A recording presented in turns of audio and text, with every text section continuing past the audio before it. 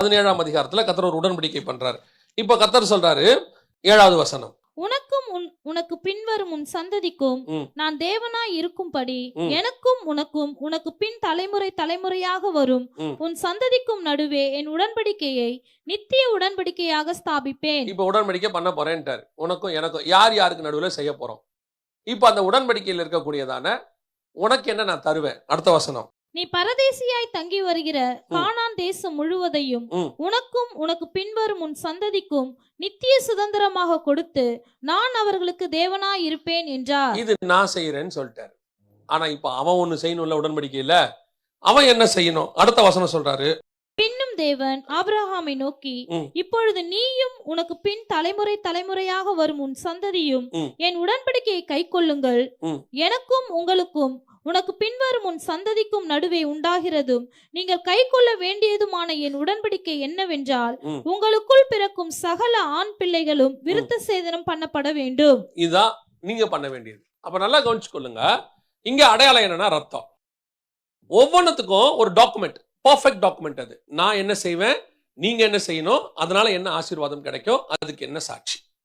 இது ஆதாம்கிட்டையும் இருக்கு, அடுத்து நோவாகிட்டையும் இருக்கு, அடுத்து ஆபிரகாம்கிட்டையும் இருக்கு. இப்ப நமக்கு தேவை என்னன்னா, ஆதாம கூட என்ன உடன்படிக்கை பண்ணினார். அங்க வசனம் சொல்றது, ஆதாம் என் உடன்படிக்கையை மீறினது போல. இங்க அது கொடுக்கப்படல. இந்த மாதிரி ஒரு டாக்குமெண்டாக தெளிவாக அந்த நோவாகிட்டையும் ஆபிரகாம்கிட்டையும் சொன்ன மாதிரி ஆண்டவர் இங்க பேசல. நமக்கு இங்க தெரியல, நமக்கு படிக்கும் போது நமக்கு புரியல, அவ்வளவுதான் இருக்கு. நமக்கு படிக்கும் போது புரியல. இப்போ கர்த்தர் சொல்றாரு அவர் என்ன செய்ய போறாரு அப்படின்னு சொல்றாரு ஆதாமு கிட்ட. வாசிங்க 1ஆம் அதிகாரம் 28வது வசனத்தை வாசிங்க.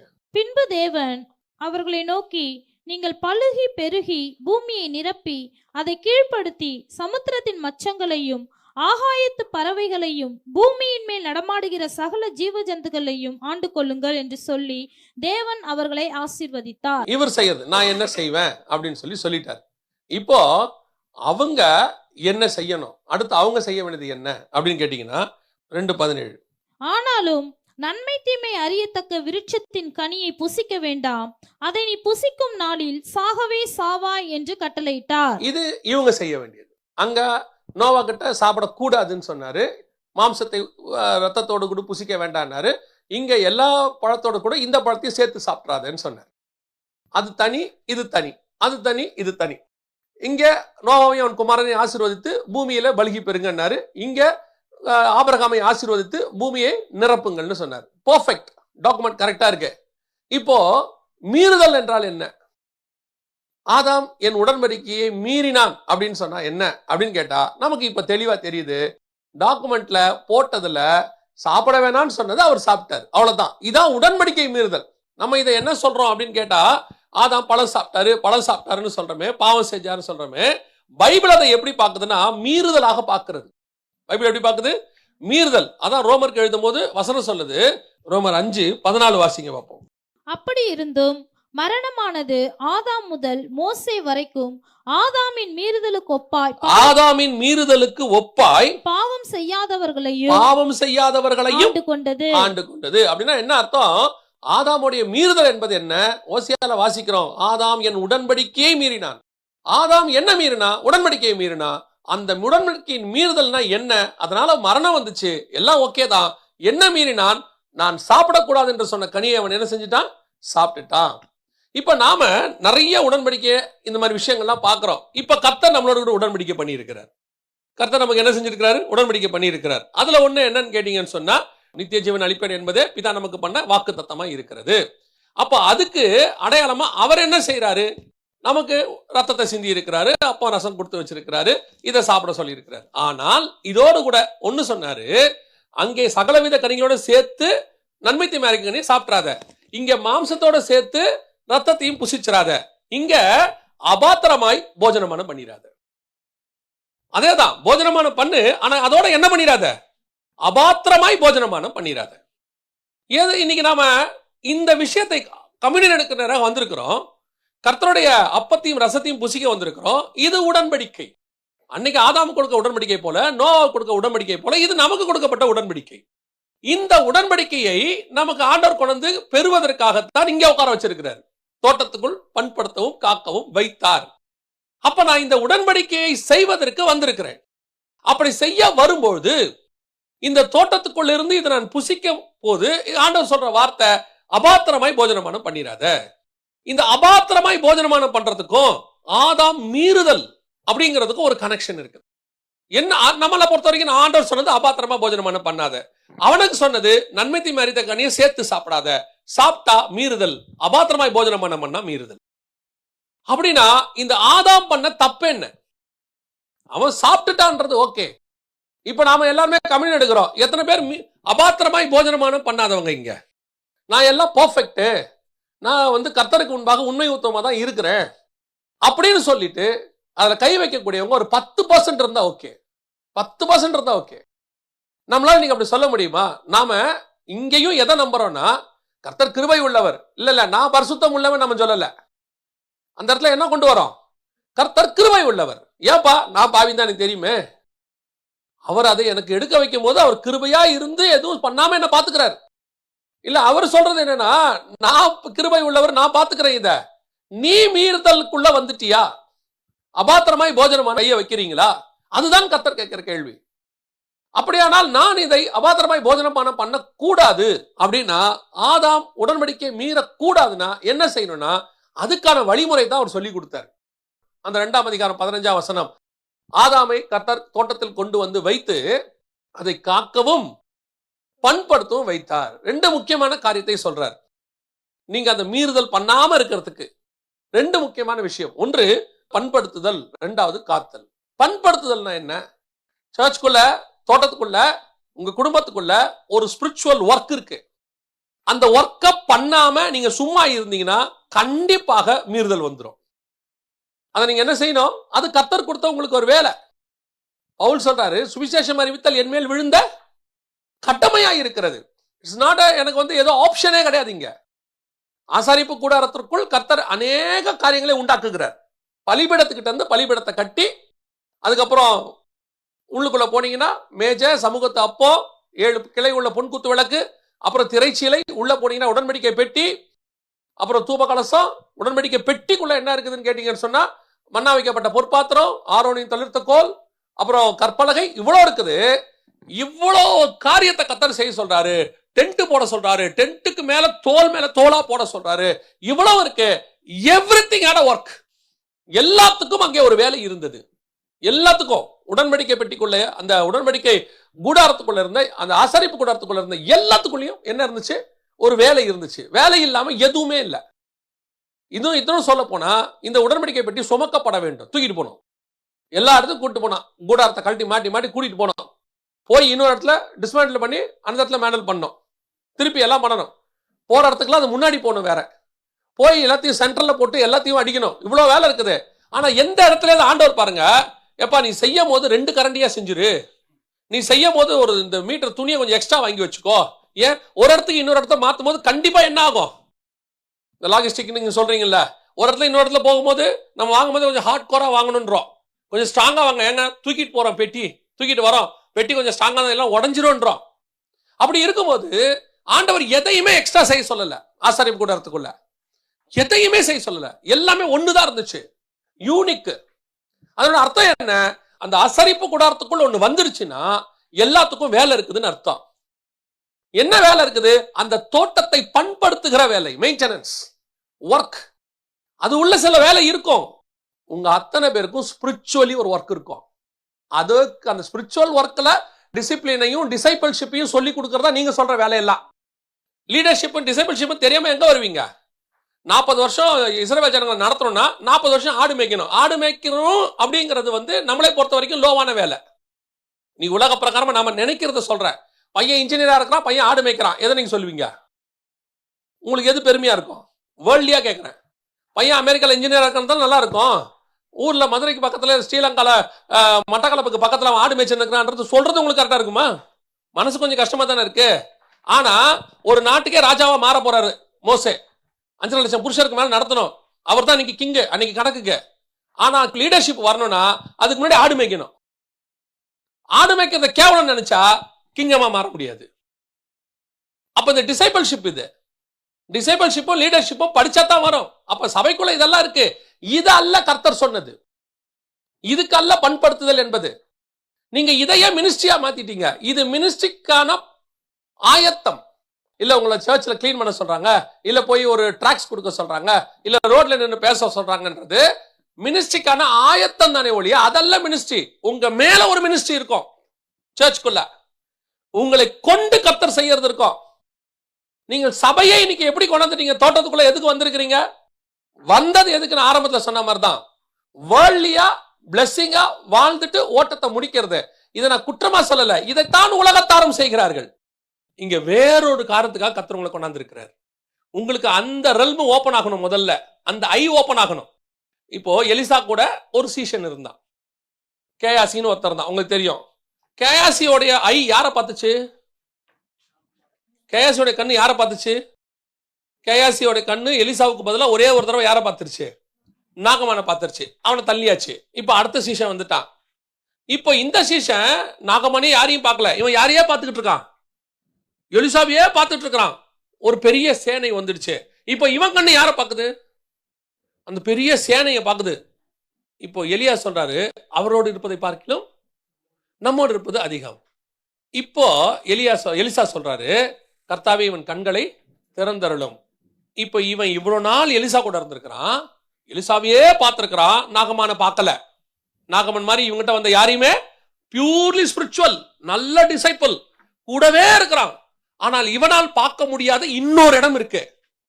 அந்த இடத்தை பார்க்கும்படி கண்களை திறக்க சொல்றாரு. நீங்கள் எல்லாருமே ஸ்பிரிச்சுவல் பர்சன்ஸ், இங்க யாரும் பாவிகள் கிடையாது. எல்லாருமே இங்க வந்து கர்த்தருக்குள்ள நாங்கள் ஆவியில, உண்மைதான், இதை யாரும் மாற்று கருத்து இல்ல. ஆனால் நீங்கள் வந்தது இங்கே இருக்கிற எலியாவையோ எலிசாவையோ பார்க்க வரவில்லை. இங்கே வந்த நீங்கள் எங்கள் மூலமாக தெரிந்து கொண்டு வானத்தில் இருக்கிற இன்னொத்த பார்க்க வந்திருக்கிறீங்க. அந்த ஐ ஓப்பன் ஆகணும் இங்க இருக்கிற எல்லாருக்கும். அந்த ஐ ஓப்பனே ஆக மாட்டேங்குதே கடைசி வரைக்கும். உங்களுடைய பெரிய கான்செப்ட் என்ன? சர்ச்சுக்குள்ள நம்ம பாஸ்டர் கிட்ட நல்ல பேர் வாங்கி 25 வருஷம் பாஸ்டரோட இருந்துட்டோம்னா நாம எல்லாம் நல்ல விசுவாசி, இதுக்குத்தான் நாம வந்திருக்கிறோம், அவ்வளவுதான். நாம அந்த நல்ல பேரை வாங்கிட்டோம். பாஸ்டரும் பார்க்கும் போதெல்லாம் சொல்வாரு, 25 வருஷமா அந்த தம்பி நம்ம சர்ச்சில் இருக்கிறாரு, ரைட், குட், ஃபைன். 26 வருஷம் இருக்கிற இன்னொரு ஆள் இருக்குது இன்னொரு சர்ச்சில், 30 வருஷம் இருக்கிற இன்னொரு ஆள் இருக்கு இன்னொரு சர்ச்சில். இங்க யாரும் நான் உங்களுக்கு குறைய சொல்லல. பட் இந்த 25 வருஷமா உங்க கண்ணு இன்னொன்னு பார்க்காமையே உட்கார்ந்துருக்கு.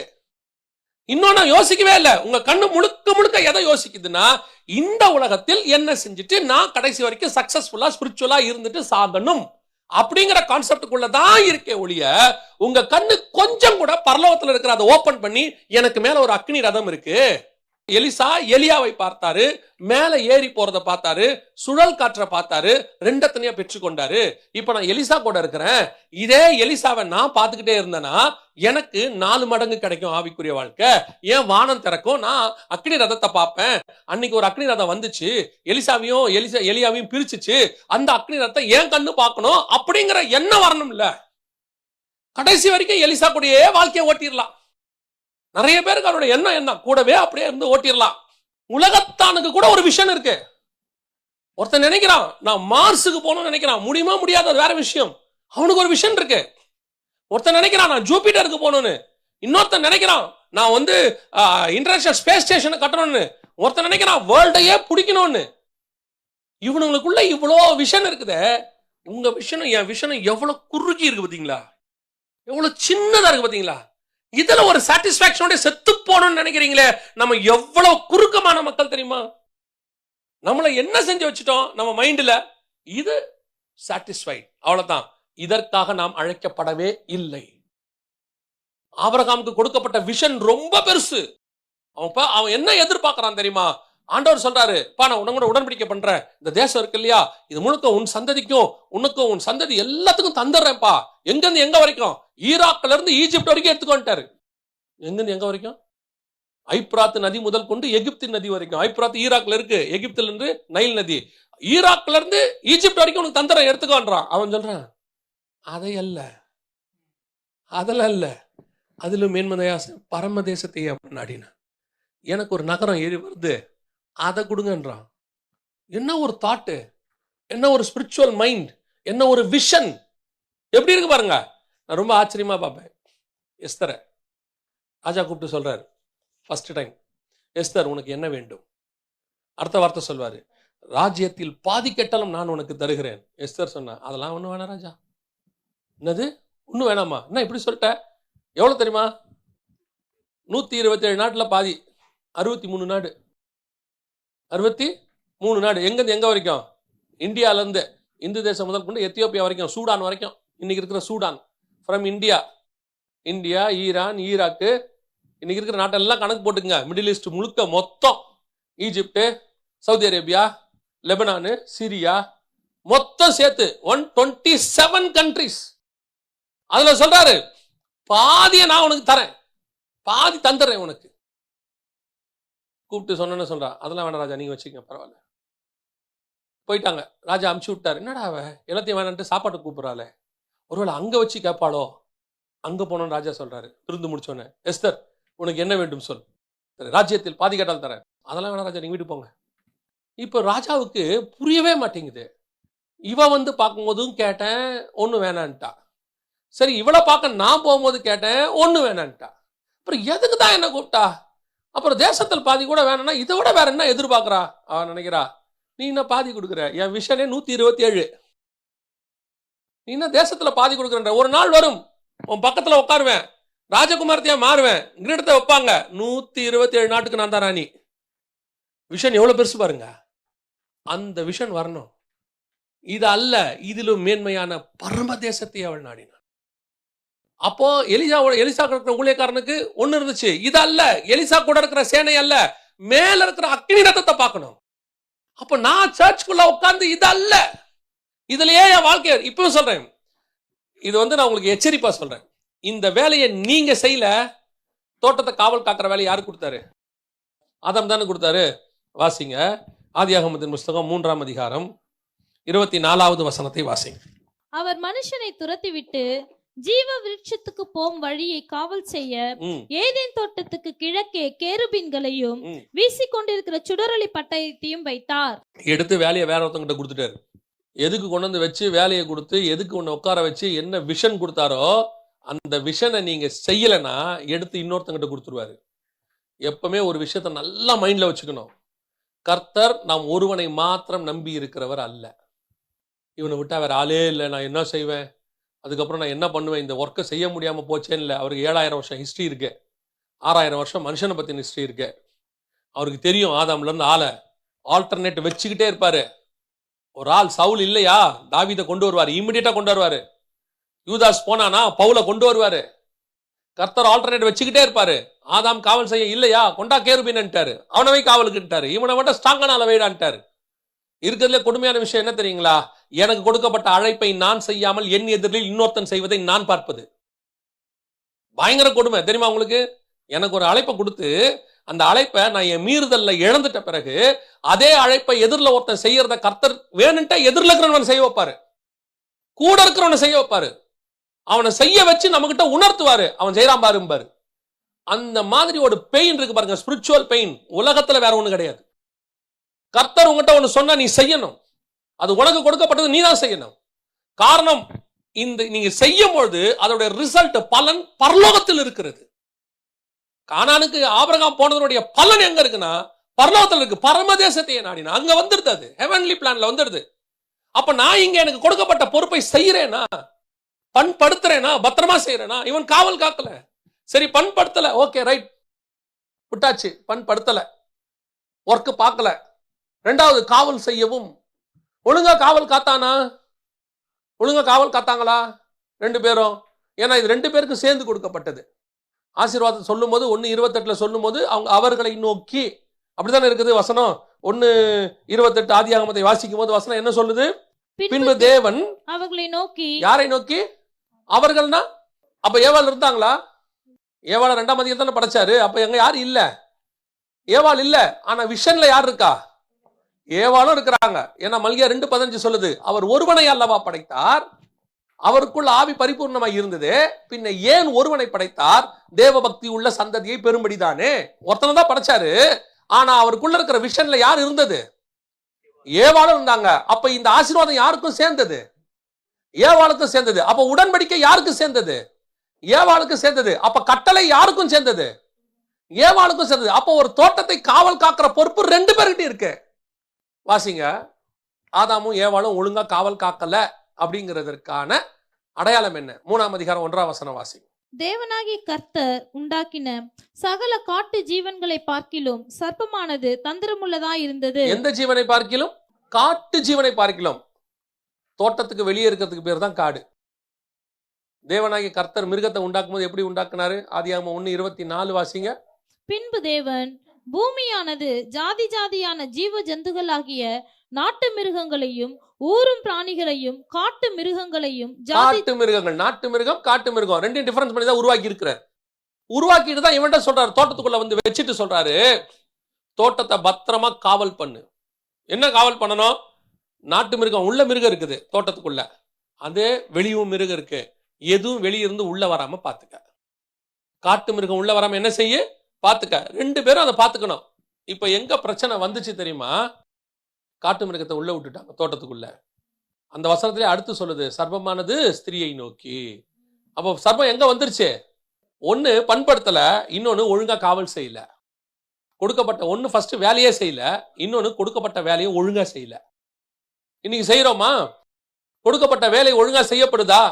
உங்ககிட்ட கொடுக்கப்பட்ட பொறுப்பு இருக்குதே, அது ஏதோ ஆக்சிடென்டாலவோ அது சும்மாவோ இல்ல பாஸ்டர் பாத்துக்க சொல்லியோ கொடுக்கல.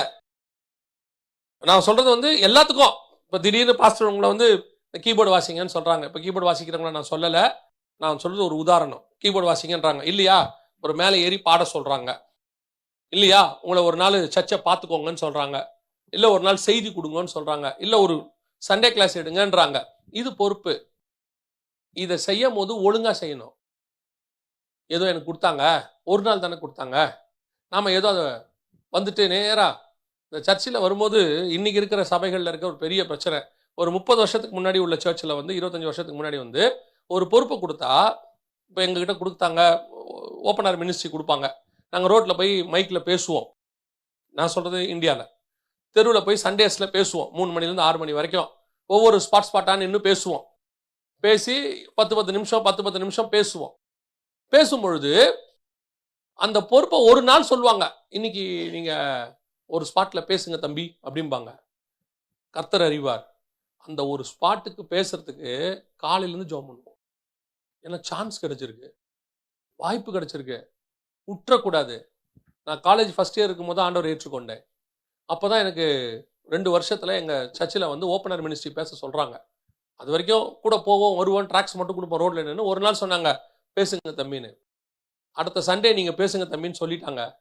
திங்கக்கிழமையிலேருந்து வெள்ளிக்கிழமை வரைக்கும் காலேஜில் லஞ்ச் ஹவர்ஸில் டெய்லி ஜோம் பண்ணியிருக்கிறேன்.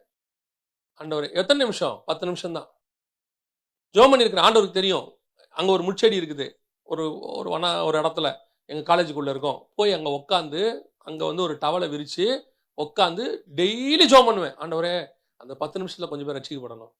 அந்த 10 நிமிஷம் ரோட்டில் போகிற வரவங்க தான், யாரும் நின்று கேட்க மாட்டாங்க. ரோட்டில் போகிற வரவங்க தான். நான் மட்டும் இல்லை, எங்கள் சபையில் இருந்த எல்லாரும் அப்படித்தான்.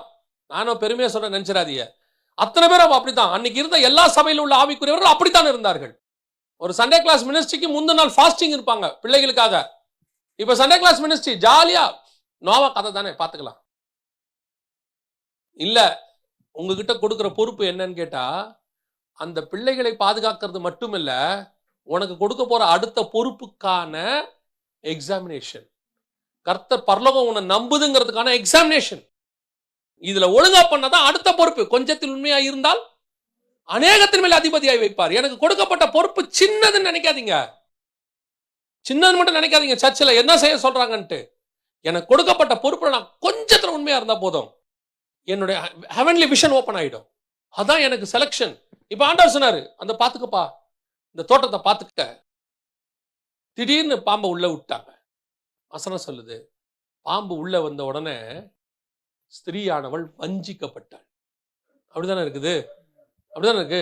வாசிங்க 1 தீமோத்தேயு 2:14 வாசிங்க.